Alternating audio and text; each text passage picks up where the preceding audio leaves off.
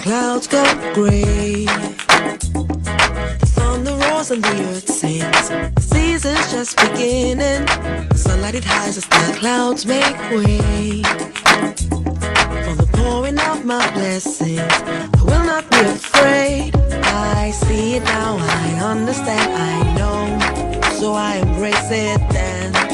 In the rain, it's for my seed to grow. For every prayer and every seed I've sown, Lord of the harvest. I can just sing the second stanza of the Nigerian anthem to open up the meeting this morning.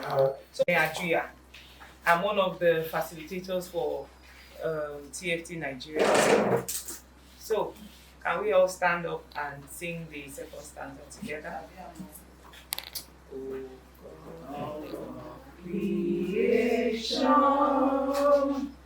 direct our noble cause, guide our leaders right, ever use the truth to know, in love and honesty to grow, and living just and true.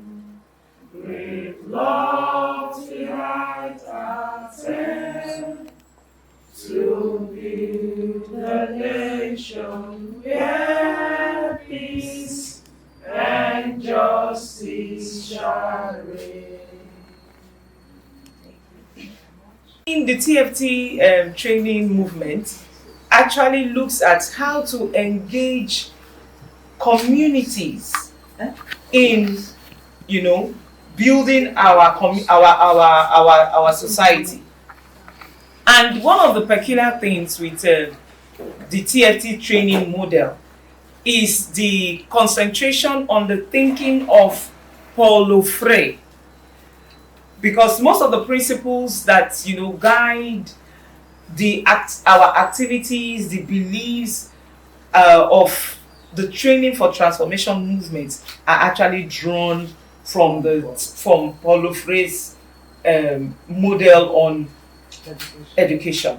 So I'm not going to delve so much into that because those are some of the conversations that will be coming up. So starting in Cape Town, South Africa, with different countries in attendance, with the aim of building capacity of leaders, community leaders, NGOs, CSOs, religious leaders, government officials, with the aim to get them to be, there's a word we use, we say to be conscientized. That is to look at development through a different lens and see how development can be different from the traditional things that we have known it to be. So in these trainings, capacities are built, people are conscientized, like I said, and then they are encouraged to go back into their communities and do things differently and build other leaders as well. And so that has been the train. And so we have in our midst here one of the, I would say she's a pioneer because other people had attended, but it was like when she attended the training took a new meaning altogether. That is the person of Mrs. Oladosu Adebowale. She began to refer leaders, community leaders, NGO leaders, those who are interested in development work. So she would refer and others would attend. I also attended and also, passed through that process. And so we began to see, when she came back, she said, there's a need to build a TFT movement in Nigeria as well. As we speak, we have had several trainings, about 5 or 6 of them in Nigeria. We had one last week in Owo, where we had over almost 100 participants. So the idea or the intention behind our existence is to ensure that development is different from what we have always known it to be, where people see the opportunity of leading as a room to serve and to find the common grounds to build societies that are equitable and that allows for growth for everybody. So this morning our conversations are going to be going along that line. Why TFT movement in Nigeria now? The role of our mama, as we call her, in pushing this movement forward, because it's like coming to establish a presence that has been building and to take it to the next level. So I'm not going to talk too much. I've just given us a preamble, a brief intro to what today is about. So you're free to ask your questions, and we are open to answer those questions. I attended training for transformation in 2010. And as you rightly pointed out, I was not the first person to attend training for transformation, but I believe that I am the first person to say, no, this good thing must come to Nigeria. And immediately I got to Nigeria, I started the Transformation Center in Nigeria. And it was registered in 2013. And ever since, I've been opportune to send as many people as were interested to training for transformation. And during COVID, we had to stop traveling. That was when we started the training in Nigeria. So far, I think we've done about 5 trainings, and the last one was last week in Owo. I will say by the grace of God Almighty and the support of our mother, I started a sister city in Owo. It's about 1,000 plots, which I was able to buy with the support of a friend, 1,000 plots of land, and we built close to 28 houses where there are girls and women living in sister city, and we use the transformation tool that I learned from South Africa. We've been able to build our factory. We produce food, different kinds of food that is NAFDAC registered, and there we have the skill acquisition place, because we have that too in Clermont, which is called Ntombi. So in Nigeria, we started training on relevant skills, like we have the carpentry department, only girls in sister city. We have only women and girls. We have the tailoring department. We have the catering and hospitality. We have the hairdressing department. All these, and the cloth weaving, we weave the traditional cloth. All these departments have been accredited by the government of Nigeria. And in sister city, everything is free. We are on solar 24 hours of the day. We have free water. We have free food. And all the women in sister city, they are expected to live at least with every equipment needed to establish themselves. And likewise, everybody that has graduated from TFT in South Africa, they are doing one thing or the other in Nigeria. This year, after the retirement of our mother, we decided that we can bring her to Nigeria. That from now on, at least 3 times a year, she should come in person to train more people. Because I always say the only problem we have in Nigeria is leadership. If we have good leaders, we are blessed with more than enough resources to feed the world, if we actually want to do it. So this is why we said, now you are in Nigeria, we want our presence known in Nigeria. This is the first of many to come by the grace of God. Thank you. As you mentioned about the cottage industries, kind of that you established somewhere. Yes, in Ondo State. Yes. How do you come about the people you train there? Sister city is where the skill acquisition takes place. We go to villages. We do not accept women and girls from the city or towns. So we go to villages, we rehearse with the kings and the baales, because we accept only orphans and vulnerable girls and women. So we do not accept from outside or in cities. We try to look at how to do things differently from what it used to be. Yes. Now we have agro produce. Yes. If you go to somewhere at Yalova now, you see some of the agro produce lying west there because of a good preservative soft equipments. Yeah. Is there any way you are looking, the organization is looking at that area in to save our Nigeria factory, from? have dehydrating machines. We have a lot, because our program is supported by a woman who is my very good friend. So everything we do, we can dry. Even we do more than we are expected to do, because we dry pepper, we dry tomatoes, we do ogbono, we do plantain flour. We planted more than 15,000 plantain in that particular community because we bought land in excess. So when it comes to things getting spoiled, we do not experience that.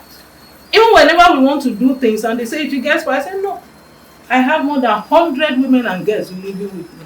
And 50% are orphans, 50% are vulnerable girls and women. Single mothers, they are allowed. In Sister City, only women are allowed in Sister City. I read somewhere, I watched a documentary of South Africa. How they use those things like a orange. If you use that particular it's not a substance. Reverse osmosis. Now, what we do is dehydrate. And when you look at some of these artworks, they are made from trash. These are my work. And I've done so much on this, so many exhibitions on my artwork, and that is not why we are here. But in Sister City, we use the dehydrating machines. We have a lot of them, and some of my products are here, which I call Olutosi. Although it does not belong to me, but because in Sister City, everything is named after a good friend. Hi, this is Pastor Mrs. Elizabeth So. She's also one of the Nigerian facilitators. She's also on the team.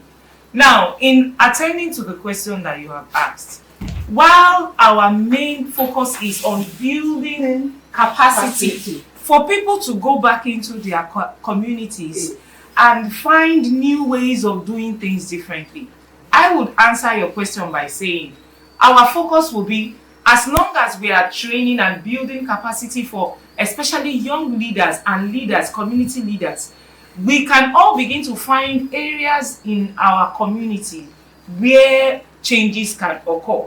Now, one person cannot bring about a wholesome change, but little ripples here and there can happen. So yes, these problems exist and they continue. Why? Because people are not awakened to the reason why that needs to change. So for us, as long as we are training one person per time, one group per time, we believe that over time, people begin to see, okay, this is not right. This is a way of making it right. Does that answer to your question?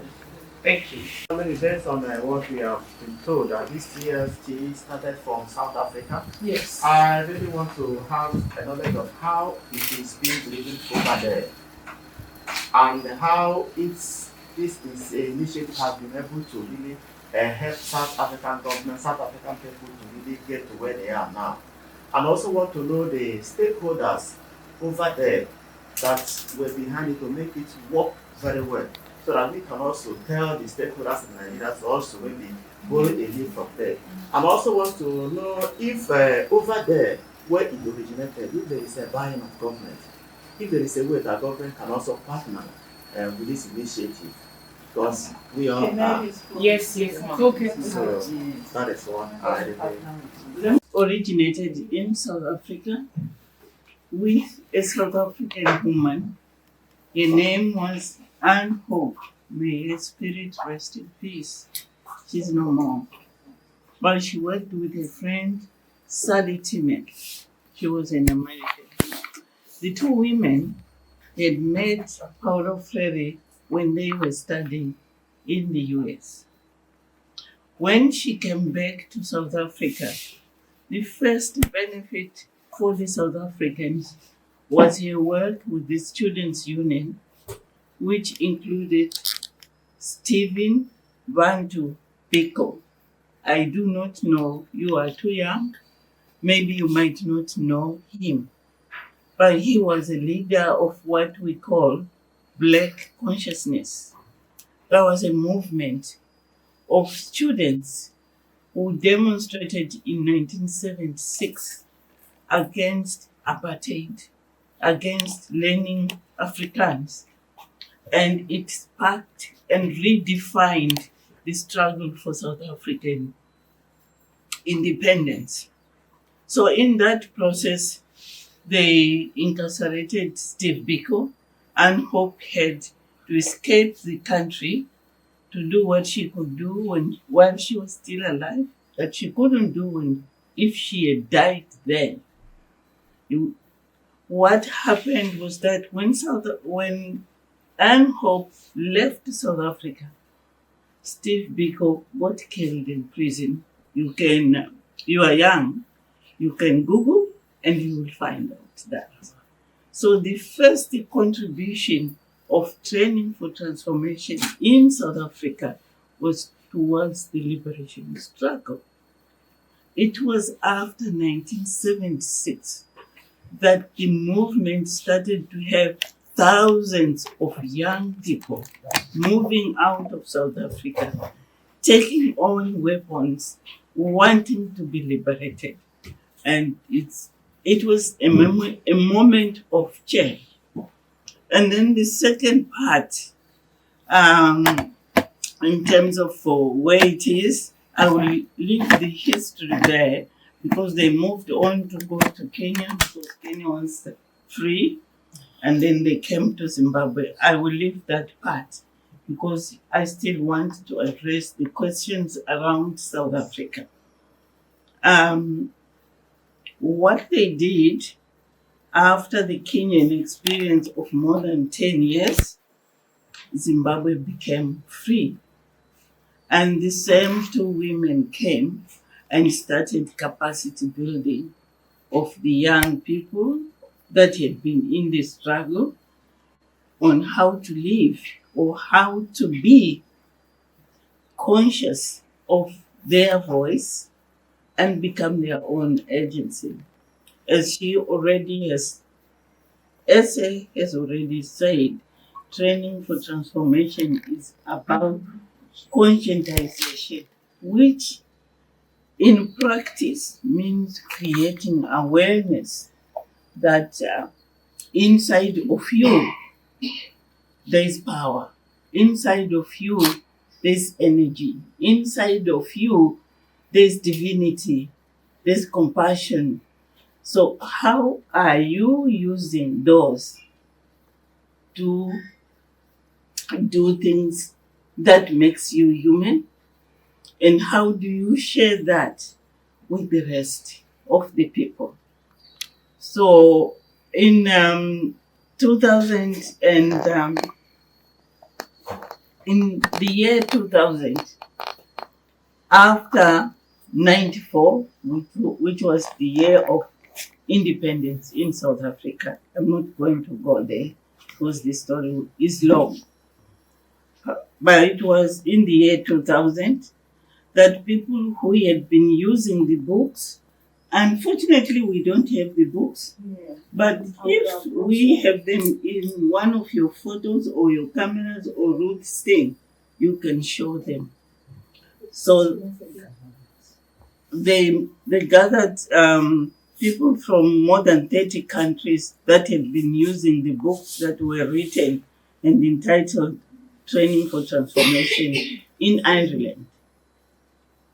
And the discussion was around these books help us to work with people, to find their voices, and to do things on their behalf. They are based on Paulo Freire's thinking of the power of voice, the power of breaking the silence, the power of questioning, the power of creating your own reality. But Paulo Freire wrote the books. Paulo Freire wrote The Pedagogy of the Oppressed in the 70s. And these books were written in the 80s. And now we are in 2000. We are missing the connection. Can we have a process where we can go through the books and understand what it means to engage with people so that they find their own power? That's how the course was designed. And it was agreed that it would be in South Africa at a place called Grail Center. The Grail Center, what I have learned so far about the Grail while I was here is that it's seen as a cult. But actually, the Grail Center is a movement of professional women of faith, most of them coming from the Christian background, who have had the privilege to go to university. And when we say people go to university, we usually focus on they are clever, they are intelligent. That's why they are at the university. But the bottom line is they are privileged because somebody has paid for them to be in the university. I do not know if education is free in Nigeria. So this movement questions women who have had that privilege, how to share that privilege with others so that they can also be able to be part of the movement. That's the Grail. I am part of that movement myself.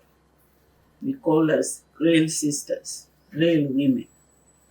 So I just wanted you to have that background of the space where this thing is taking place, was established, and why. I am not the first generation of directors in training for transformation. I'm the third generation.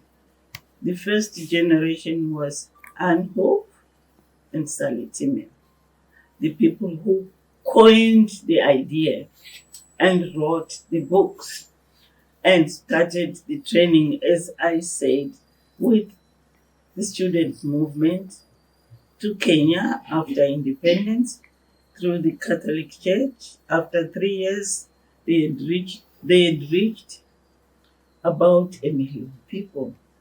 And then throughout Africa, including Nigeria, became part of.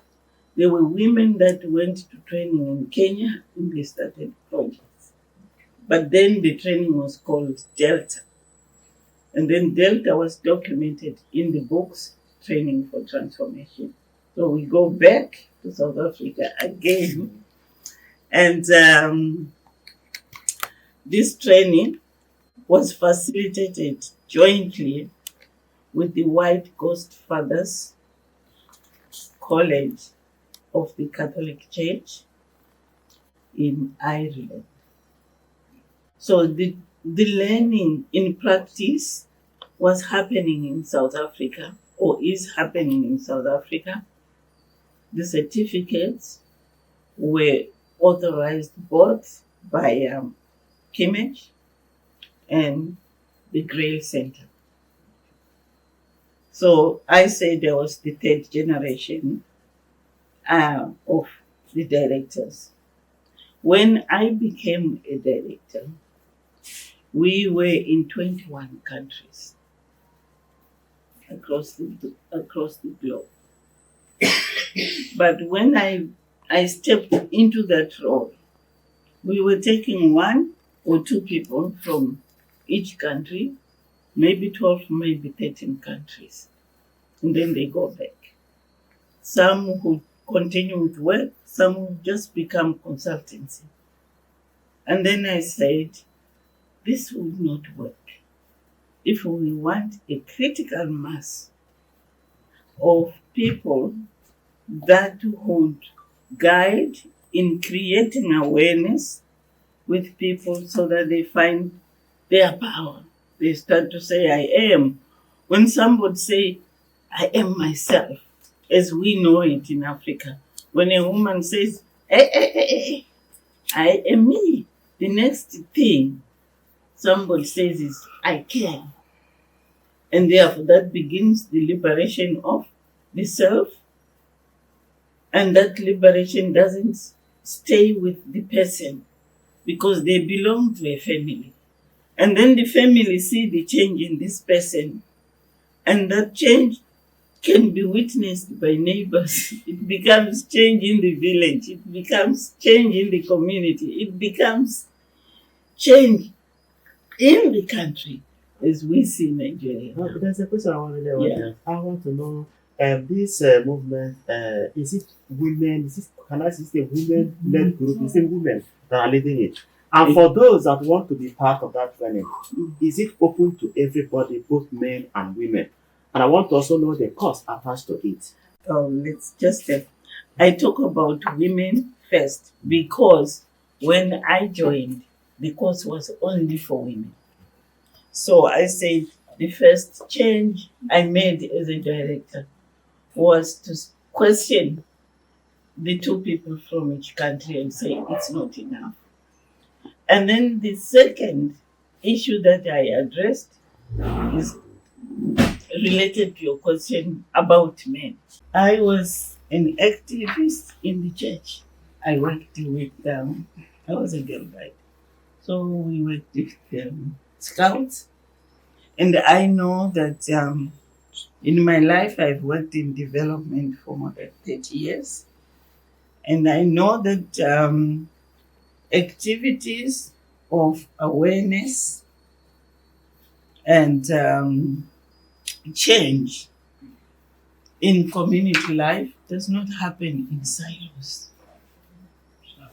So I started questioning whether we should bring in men or not. So we decided to pilot that.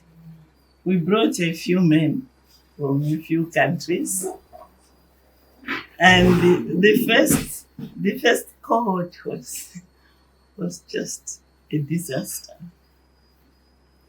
Because the men that came in, one of them was a big person in his organization.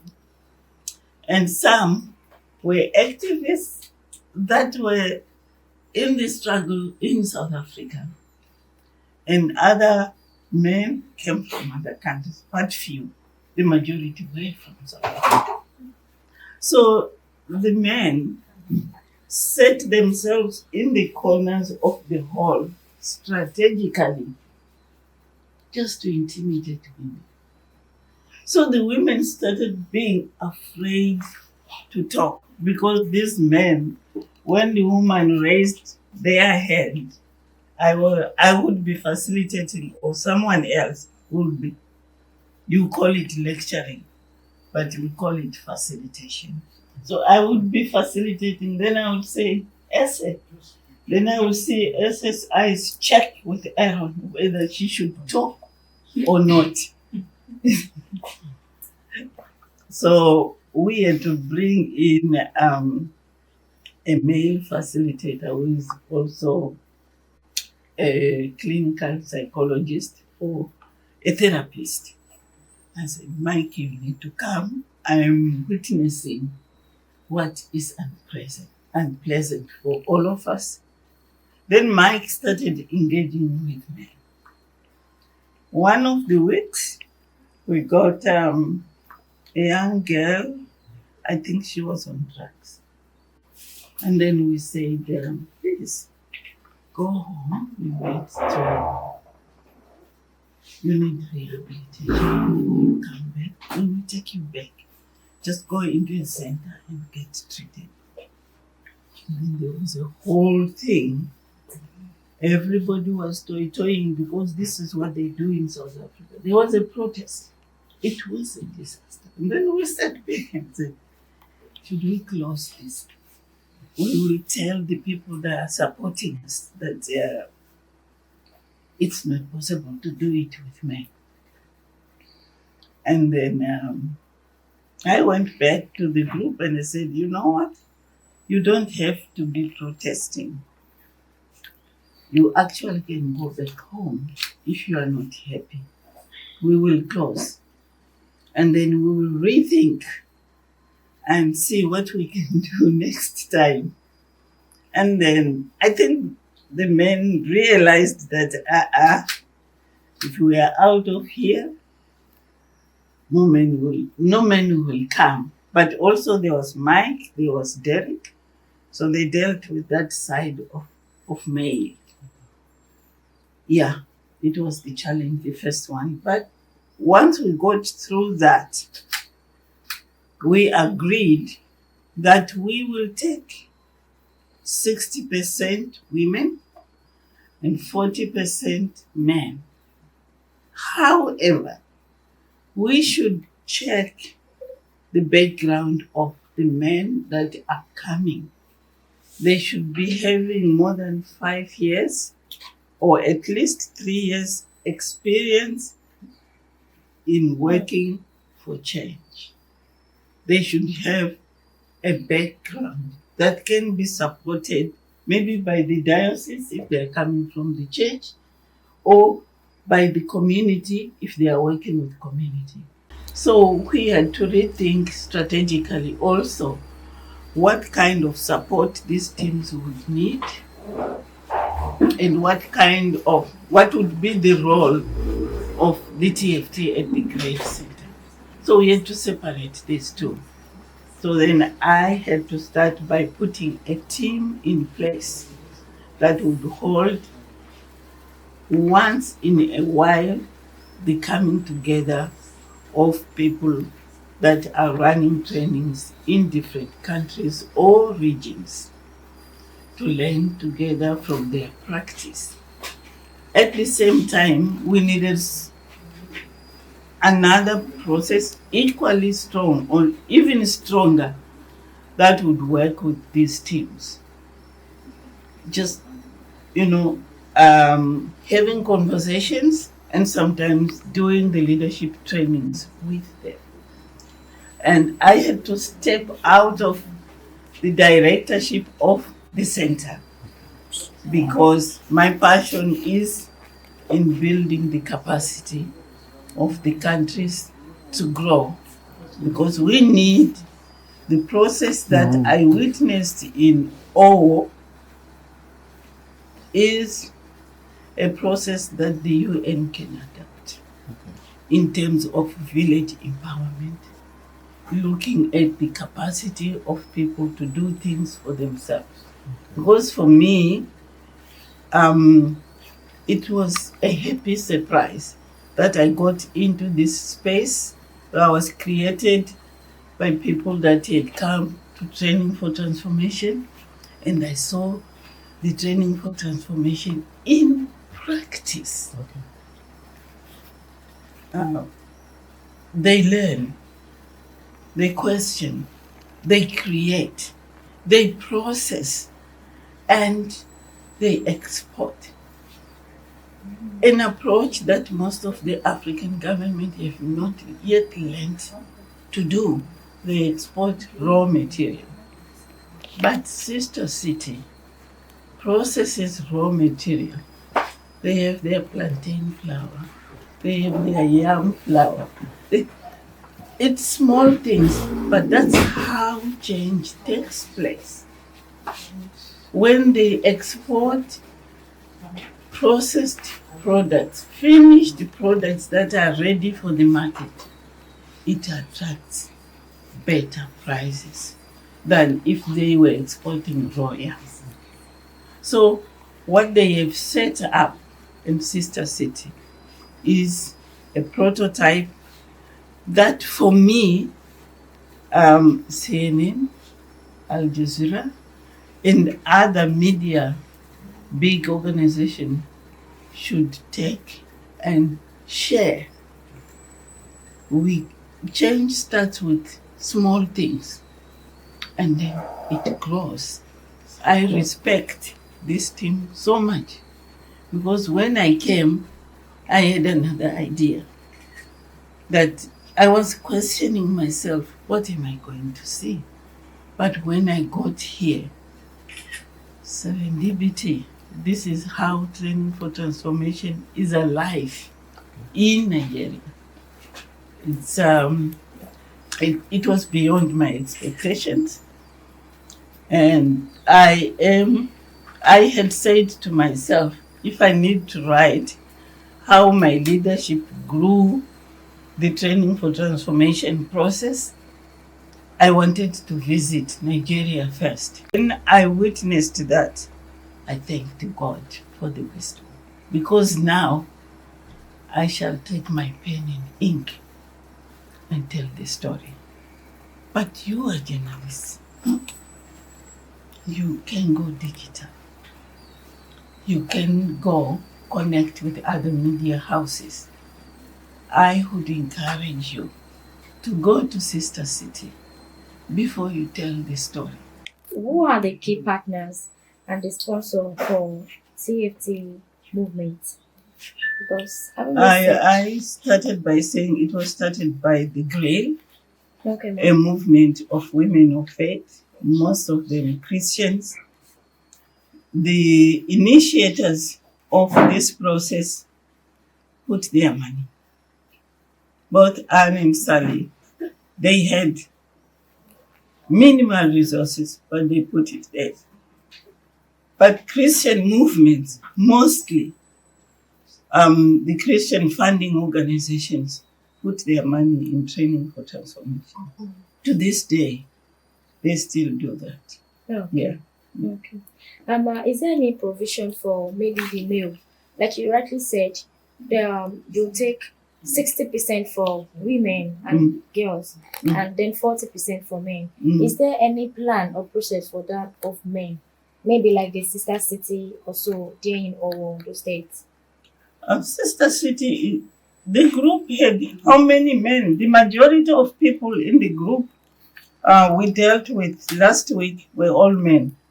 The majority men, maybe 70%, Okay. and then 30% women.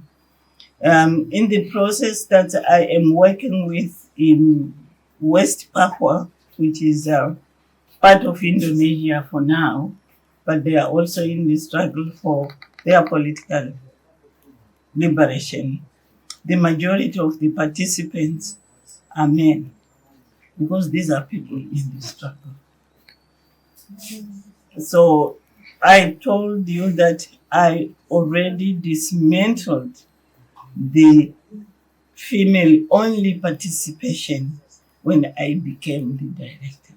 That's what I shared at the beginning. So the decentralized teams, they use their own prerogative to decide how to work with.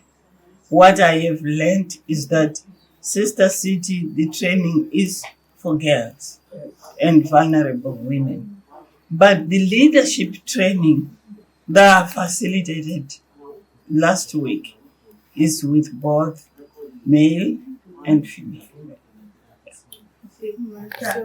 Core TFT training is for both male and female. We did one here in Lagos, I think in April, and it was when we say young leaders, TFT young leaders, they were both male and female. But Sister City is a core city that is built for the vulnerable women and girls, elderly people that have no one to take care of them. So the founder is Tosin Oladosu, and they go into the village every month with support. She has said it, with support from her friends. They go into the village and get some of these vulnerable elderly women, widows, that some that have no children, that have been abandoned, supply them food every month. But the TFT, like she said, has been decentralized when she came in, and is now for both men and what, if you're interested, all the trainings we have done in Nigeria comprises of gender mixture. It's not just for girls. Ma'am, is there any successful story about those that have been in this movement before? Maybe after training them, have you gotten successful? In Nigeria or Both in both Nigeria and... She's one of them. She's a successful story. Tosi is a successful story. I'm a successful story. Pastor Reka, I'm a successful story. I have my own NGO. Forget that I'm a pastor. I mentor women. I train them, both boys and girls. Essay is a successful story. Ekene, in fact, she has her office in Surulere. The last training we did in April was in her office. She's into HIV, and all these people, they are vulnerable. There are times we pick people. There was one we did, we picked a sister up. I called her. She was almost dying of HIV. We went into the Facebook, she Tosin, raised fund. It was at Navy Hospital. She was treated, she was revived, she was rescued, and we got her a place. That lady, she will be graduating from LASU in the next few months. She'll be graduating. But she was dying. We picked her up. That's what training for transformation does. It makes you, like we talk about, conscientizing you. When you are conscientized, the compassionate what do I call it, of God inside you comes alive, and then you are able, you want to help people. That is just what training for. I think the issue of gender. Are there other thematic areas that training for transformation is focusing on, that they are focusing on? Second is developed. When there's development from the grassroots, we talk about starting from you to your family, from the family, it go the whole of. There's something we call the whole of. It starts from you, inside your heart. From your heart, it goes to your family. From your family, it goes to the community. And she mentioned all this. From the community, it goes to the society. Now, if we have everybody, let me tell you, we, the team in Nigeria here, we are believing God that if we get to a time, our leaders, instead of going to all these big hotels to go and say they are doing retreat, they will come to Sister City, they will spend 2 weeks with us, and then we will train them. We get their heart reconscientized. We get their heart broken up. Because when the heart is broken up, the compassion inside the heart is revealed. And when it is revealed, there will be a change in governance. Do you agree to that? All right, so whatever trainings that we're doing, we're working with our realities. We know what our realities are. We have governance issues. We have issues with security. We have issues with our structures not being strong or strengthened enough to manage. And then all those kinds of issues. So that's what we're here. Now, when you talk about training, it just is a very what specific area are you concentrating on? Okay, like I said, the trainings that we do, number one, it starts from the level of the self. We know that when a person is when as people we if we are not okay, you cannot create things that are okay. So we bring people to the place of consciousness of themselves. Where are you? Who are you? Why are you here? So we deal with issues of purpose. We deal with issues of creation. We deal with issues of self-awareness. And then from there we move into families. What are the issues affecting families? We know about dysfunction. We know about addiction. We know about what other things, those things that affect families. And then we move to the communities. Of course, in communities, we deal with insecurity. We deal with leadership. We deal with issues of gender. We deal with issues of spirituality. And then if you take it beyond that, we move to the environment. We look at resource control. Who is controlling the resources. We look at climate issues, those kinds of things. So the training is just in a whole, moving from those categories like that and covering everywhere. So within it, by the time people begin to have those conversations, they see the places where they become aware, and then they see they become aware of their voice and their power, and they find spaces that they can offer solutions to as well.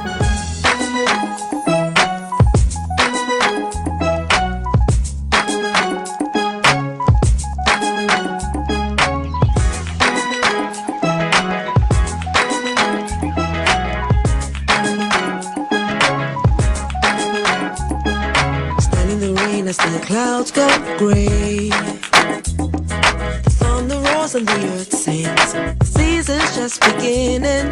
The sunlight it hides as the clouds make way for the pouring of my blessings. I will not be afraid.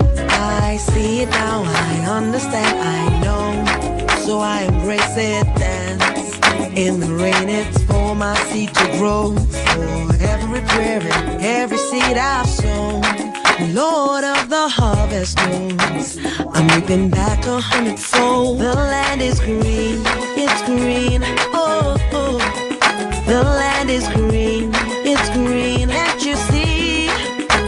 harvest is ready, 'cause the Lord of the harvest told me so. It's green for me. My name is Ondo Tosin Oladosu Adebowale. I'm a Nigerian and I work in Nigeria. In training for transformation, we were taught to return to our community and work on the needs of our community. Sister City, we have free electricity because we are on solar 24/7. We have free water, we have free food, we have free training material. Whether you are learning tailoring or you are in catering, everything in Sister City is free. We do not accept a dime from anybody to learn a skill or to live in Sister City. My name is Esther Adria, and I'm one of the facilitators for training for transformation here in Nigeria. On impact, one of the things that training for transformation does for you is it helps you to become more aware of where you are at, because portions of that training address your purpose, who you are, why you are here, and what you are doing. So you experience those changes at those different levels. On impact, the impact is immense, because for everyone who has attended training for transformation, you come back knowing exactly what it is you want to do for the rest of your life. You may now begin to take baby steps towards that, but you are defined. You know exactly what it is you want to accomplish. Bernard Soho Elizabeth. I'm a TFT facilitator in Nigeria. I did the training between 2012 to 2016. If you look at the Nigerian society today, we need this training for transformation. We need it not just only for villages, not just only for young men and women. We need it for the leaders. Why do I say so? Because this is a training, like I said before, inside. It conscientizes you. Now, when you are conscientized, I use the word that your heart is open and the compassion inside is released and manifest. And when it manifests, it begins to bring good governance. As a matter of fact, the reason why we are doing this now is because we want the leaders of this country to become aware of a training like this. My name is Rachel Morenike Bamiche, one of the facilitators of TFT. So after my first degree, my sister told me the essence of going to South Africa for transformation. Initially, I thought it would not be of any essence to me. But when I got there, after receiving the training, I knew, wow, this is what every pastor's wife should undergo. Concerning Tosin, she had been so compassionate right from the time she was a little girl. Whenever she saw any unpleasant thing or somebody is going through pain, she will be crying because she has nothing to solve the problem. She will be crying. Even till now, she will be asking, oh, mommy, how are people feeding at home now? What do you think they are eating? And she will bring some money to buy foodstuff for some women who are out there without food. And she is sponsoring some students in the universities and also in the secondary schools. Likewise, I am supporting her, being a pastor's wife and also being a pastor. My name is Ntombi Nyathi. I am Zimbabwean. I was based in South Africa for more than 20 years. I think the impact in Nigeria has been amazing. It has been beyond measure. We have set up institutions that mirror or reflect on training for transformation, grounded in people's reality. They are working within the church movement, particularly the Catholic Church, with Beijing in the north, with young people to confront poverty and unemployment, drug and substance abuse. I think for Nigeria, the spin-offs will be phenomenal. I envision a movement set up by young people. They already have an example of a learning center for young people's empowerment. And after their trainings, they go back and set up enterprises. So I see a whole movement that is taking young people out of delinquency, drug, substance abuse, and contributing phenomenal to the economy of Nigeria, contributing phenomenal to to remove the social ills, to sanity, sincerity, compassion. I see young people taking leadership positions and changing the course of history in Nigeria. With the takeoff of Star of Hope Transformation in Lagos, we started with our food bank, training of women and girls, and also scholarship for orphans.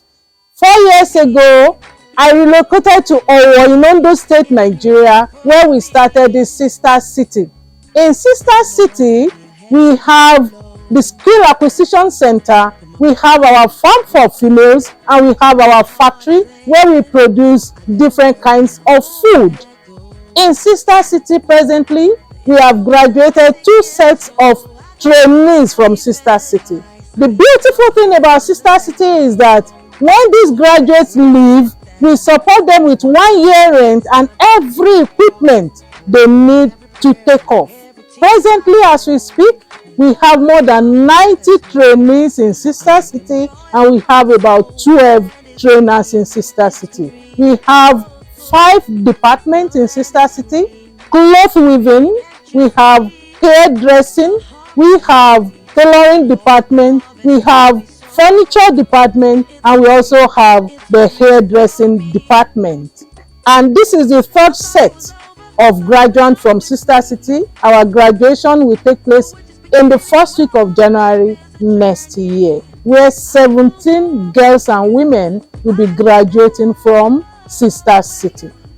So training for transformation in South Africa has impacted a lot in my life. When I came back from South Africa, I decided that we must start our own movement in Nigeria. More than 30 participants were recommended for training for transformation in Claremont, both from Nigeria, from Cameroon, from Saudi Arabia, and from Kenya. My friends online, I had to connect them to training for transformation too. During COVID, traveling was restricted, and because of that, we started our training in Nigeria, where we have 5 facilitators, and so far we have trained more than 100 men and women on training for transformation, which we do in conjunction with Training for Transformation, Claremont, South Africa.